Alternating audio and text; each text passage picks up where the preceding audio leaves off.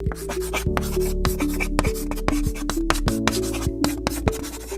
work as a special agent, state trooper. You're doing a lot of investigation in the criminal side. So what can you share with people on that, and what advice do you have for someone who wants to apply for those roles? Yeah. Um, so yeah, like you said, I started off my career. First of all, I got my undergrad in criminal justice. So Mhm. I always knew I wanted to go into law enforcement. My uncle, before he passed, was in law enforcement. He was in the military and he was like my father figure. So I wanted to do whatever he did. So Wow. that's kind of how I got into law enforcement at all, was just, watching him. And so I always knew I wanted to go into law enforcement. And so I ended up going to be a state trooper just after college.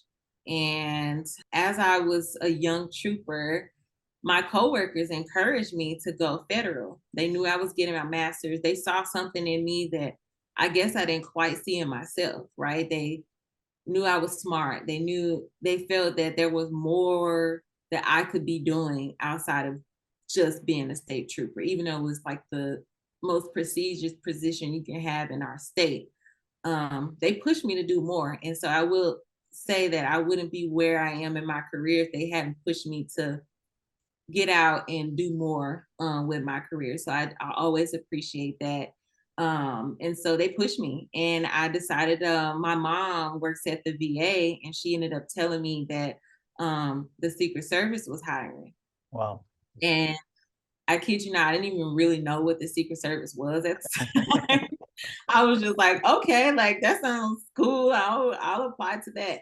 And I tried applying to the FBI. I Mhm. was too young for the FBI. They wanted me to be at least, I believe, 25, and I was still like 21, 22 at the time.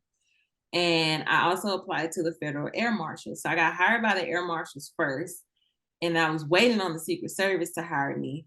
So I went ahead and I kind of stalled for time until the service finally gave me an offer letter, and I took that job.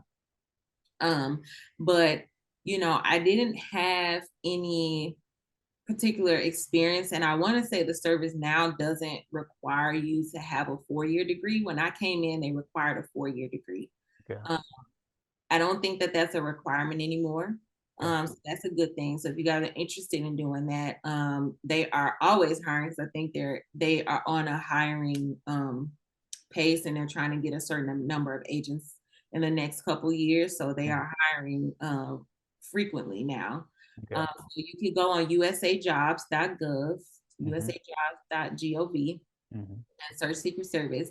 They have two different positions. They have special agent, and they have the uniform officer. So uniform officer is going to be based in DC. You're going to be working at the White House. It's basically kind of like beat cop Mhm. type of work. Um, and it's just at the White House in DC. So that's where you would be based. With the agent, the special agent, you can kind of be based anywhere in the country. So it just depends. They may send you where you want to go, they may not. But with the agent, you do investigations. A lot of people don't know that the service also does criminal investigations. So we do counterfeit, Wow. um, mostly counterfeit, but any kind of work like that. I think asset forfeiture, fraud, all kinds of stuff. So that's a cool aspect of the job as well. And of course, protection of our presidential, vice presidential candidates, and people that are in office. So when I was there when Obama was leaving office, Trump, um, through Trump and Biden, I mean, sorry, Trump and Pence. And then I was also there through Kamala and Biden before I ended up leaving. But Wow. yeah, it's a very cool experience. And I would say if you want to go into law enforcement or into, a career like being a special agent, I always say it is a single man's job. Like many people do, many people do it married, but it is very tough, Mhm. especially for me as a woman. Mhm. You know, um, you travel a lot, right? Especially during campaign year, you're gonna travel, right? When when they start campaigning and going all across the country, you got to go with them.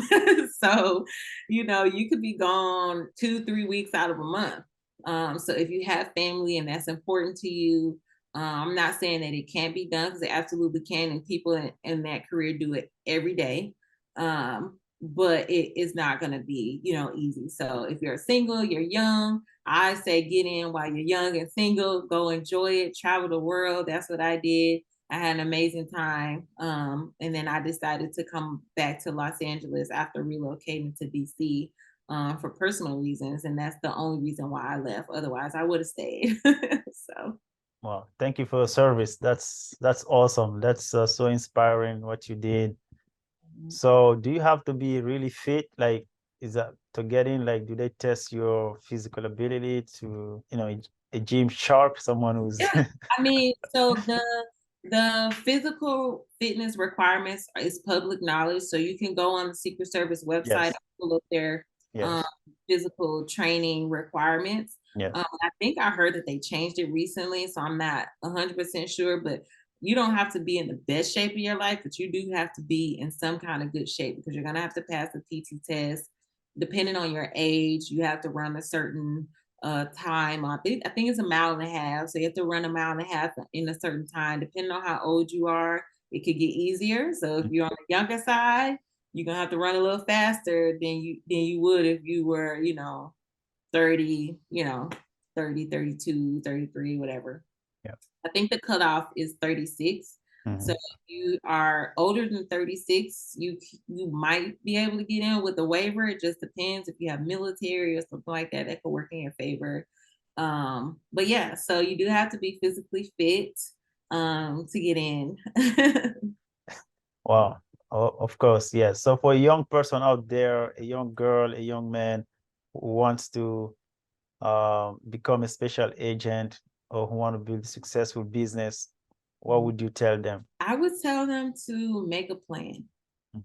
now, and follow it, right? But also be open to that plan changing. Just like anything, they say if you want to make God laugh, tell him your plans. Mhm. And, you know, I think that it's nothing wrong with having a plan, even if it changes. So, just focus on that. If you want to go into, this career, write down what the steps that it's going to take to achieve that, right? You're going to have a good resume. You Mhm. want to make sure your resume, qualifies you for the job, right? So take some time to figure out how to do that, right? Reach out to me. I Yeah. will be happy to help you with your resume and like having those keywords, right? Mhm. Um, what else would it take, right? Going on to USA Jobs, searching for the job, applying to the job. Like, what other steps would it take? Make sure you're physically fit. Like, write down those steps and then keep going until you actually achieve it. As far as entrepreneurship, same thing, right? What is it that you want to do? How can you put yourself in environments that is going to help push you towards that goal? Whether that be going on Eventbrite and searching for a networking event in your area just so you can meet like-minded people. Because I get a lot of people telling me, like, I don't have friends that are like-minded. I don't have people in my circle that want to start a business, Yep. but that's okay. If you don't, you can go out and find them. Put yourself in places where you can meet those people. Social media, my goodness, is Yeah. at your fingertips. Go and search for people and don't be afraid to be told no. That will be a big one. Never be afraid of rejection and being told no. And one thing I always say is no means next opportunity, Yeah. right? Yeah. If person A tells you no, go to person B, that's your next opportunity. And you never know who's going to say yes. You may have 99 no's, but all you need is one yes. So if you Wow. ask 100 people and you got that one yes that can literally change your life, those 99 no's was worth it. Keep going.